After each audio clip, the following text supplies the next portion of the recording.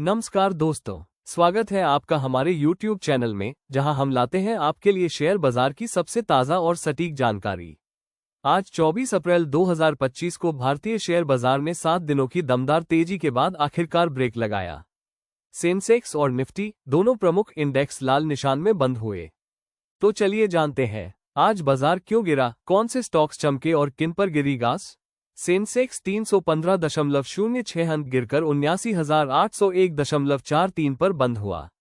वहीं निफ्टी 50 82.25 अंक की गिरावट के साथ 24,246.70 पर बंद हुआ।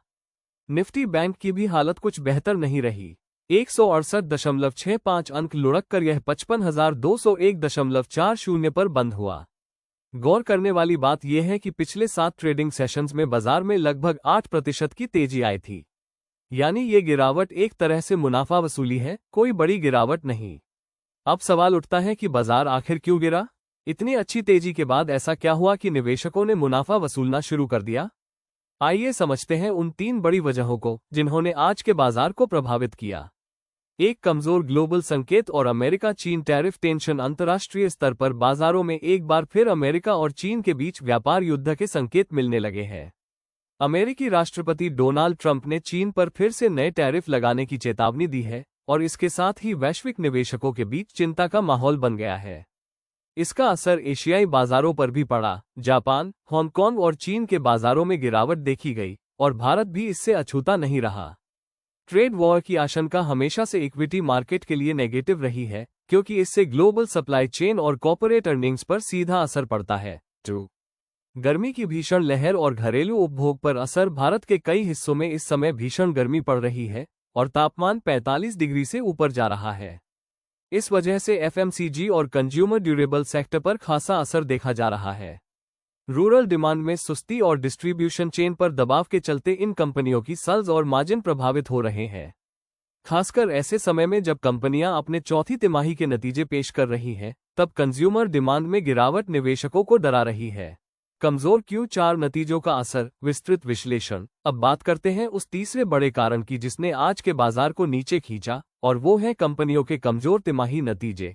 पहला, HUL, हिंदुस्तान यूनिलीवर। उम्मीद से कमजोर प्रदर्शन। एफएमसीजी सेक्टर की दिग्गज कंपनी HUL ने जब अपना मार्च तिमाही यानी Q4 का रिजल्ट पेश किया, तो मार्केट को काफी निराशा हाथ लगी। कंपनी का नेट प्रॉफिट साल दर साल आधार पर लगभग 3.8% की गिरावट के साथ आया, जो ब्रोकरेज हाउसेस की उम्मीदों से कम था। इसका मुख्य कारण था इनपुट कॉस्ट में बढ़ोतरी, कच्चे माल की कीमतें बढ़ी और ग्रामीण इलाकों में मांग में कमी। नतीजा ये हुआ कि HUL के शेयरों में करीब 4% से ज्यादा की गिरावट देखने को मिली। एक ऐसी कंपनी जो आमतौर पर डिफेंसिव मानी जाती है, उसमें इतनी बड़ी गिरावट से यह साफ संकेत मिलता है कि बाजार Q4 नतीजों को लेकर कितनी सेंसिटिव हो गया है। दूसरा, टाटा कंज्यूमर प्रोडक्ट्स। दबाव में मुनाफा और मार्जिन। टाटा कंज्यूमर ने भी उम्मीद से कमजोर नतीजे पेश किए। खासतौर पर कंपनी का ऑपरेटिंग मार्जिन दबाव में रहा, जो बढ़ती लागत और प्रतिस्पर्धा की वजह से घटा। निवेशकों ने इस पर भी नाराजगी दिखाई और स्टॉक में तेज बिकवाली देखने को मिली। कंज्यूमर सेक्टर में जहां पहले से ही डिमांड स्लो है, वहां अगर मार्जिन भी घटे तो निवेशकों का भरोसा हिलना लाजमी है। तीसरा, भारती एयरटेल। अनुमान से कम राजस्व। भारती एयरटेल के तिमाही नतीजे भी कुछ खास नहीं रहे। कंपनी का ARPU, एवरेज रेवेन्यू पर यूजर, अनुमान से थोड़ा नीचे आया और ऑपरेशनल मैट्रिक्स में भी ग्रोथ स्लो दिखी। इसके चलते शेयर में कमजोरी देखने को मिली और टेलीकॉम सेक्टर पर भी इसका असर पड़ा।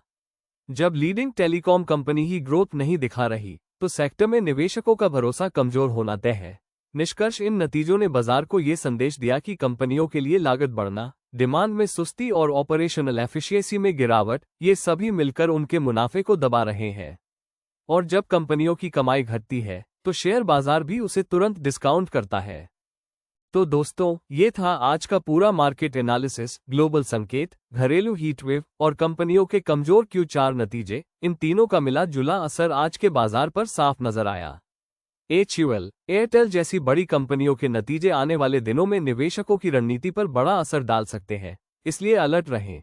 अगर आपको ये वीडियो जानकारीपूर्ण लगी हो तो इसे लाइक जरूर करें और कमेंट में बताएं कि आप किन सेक्टर्स पर नजर रख रहे हैं। चैनल को सब्सक्राइब करना न भूलें, क्योंकि हम इसी तरह हर बड़े मार्केट मूवमेंट पर आपकी भाषा में डिटेल में बात करते हैं। मिलते हैं अगले वीडियो में एक और ताज़ा विश्लेषण के साथ। तब तक के लिए निवेश करें समझदारी से और देखिए आपका चैनल नाम फाइनेंशियली लिटरेसी।